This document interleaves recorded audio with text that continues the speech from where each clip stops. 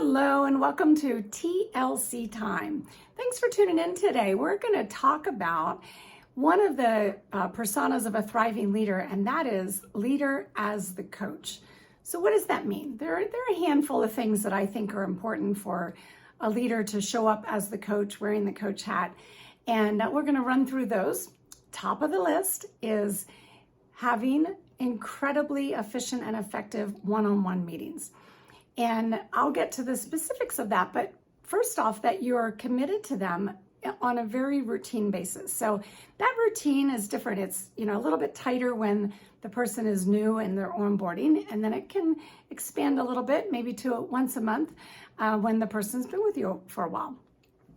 So we'll get to the nuts and bolts of it, but other things such as being fantastic at recognizing contributions and tying that recognition back to mission, vision, and values so that the person can feel their connection to their purpose, to why they do the work that they do and why they're on the team that they're on. Other things such as you being very empowering and inspirational, that's tied to the words that you choose and how you're intentionally choosing words that are uplifting and inspiring as opposed to ones that might diminish or limit. And more on word choices on another episode. But suffice it to say that you have control of that. And even words that you choose that might make you seem uncertain or unsure of a certain circumstance or what you're sharing, and a way to change up your word choices to be more assertive. That's what the team is looking for. So other things such as having amazing onboarding. You want to be that leader that a decade later, one of your direct reports or all of them is talking about the onboarding experience that they had with you. So often when I coach my clients, I'll say, well, tell me about your very best onboarding experience. And they go, I haven't had one. Imagine that. Imagine getting to a certain point in your career and not being able to identify the very best onboarding circumstance that you've ever had. So that's important, and giving that meaningful evaluations. So evaluations that there's not a shred of surprise in them, and they all along in very meaningful ways, you've conveyed how the person is tracking to goals and to expectations, so that nothing at an annual review anyway comes as a surprise. And I'd also throw in there having what I refer to as alleged difficult conversations. And we'll talk more in depth about this topic on a different episode, but being a coach means being very good about providing valuable feedback and creating an environment whereby learning is expected and feedback is accepted as a gift. So let's go back to our one-on-ones. So I'm going to go a little bit deeper into the specifics of a very effective one-on-one meeting. And you can find actually on thrivingleadercollaborative.com, you can find a free downloadable resource that is the template that I'm talking about. So there's some key components, 6 of them to be exact. And it's fascinating to me, again, when I'm coaching clients and I understand, or I tease out a little bit about which components of the 6 they're already doing well. Rarely have I found that someone is nailing all 3 of them. All 6 of them. So let's start with the first 3. I kind of group them together.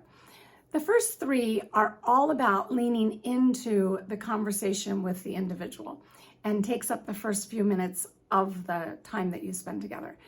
And so the very first is building that relationship. So, asking, what did you do on the weekend? Or how did your daughter's birthday party go? Or tell me about the PTO time that you have coming up.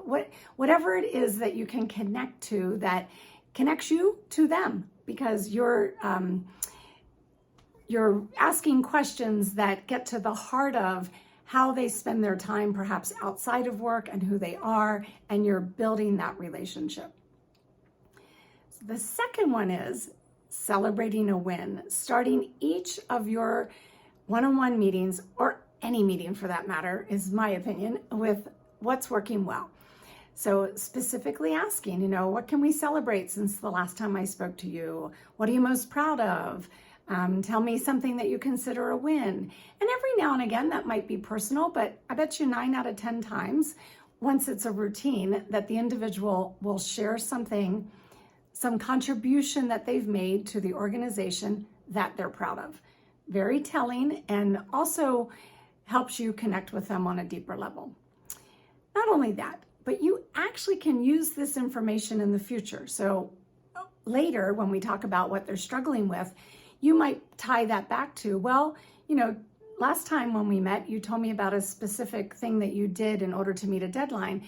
Tell me how that might serve you in this circumstance. So sort of your job as the leader, as the coach, to connect those dots and listen for the things that the individual is proud of that they're doing well. And generally speaking in the organization, things that are working well for them. All right, next would be what we call harvesting recognition. So asking them specifically if there's somebody that you could recognize on their behalf. That creates a web of positivity, and it ties you again to your mission, vision, and values. When you're recognizing that person, let's say one of my direct reports tells me about another team member, I go right to them, but they also might tell me about someone who's on another team. So I might message them and copy their boss, or find ways to really spread all of that goodness around the organization. And then we get to the challenges. So a lot of times I hear people say, well, in our one-on-ones, we cover what's on their plate, what their to-dos are, how they're tracking to their progress.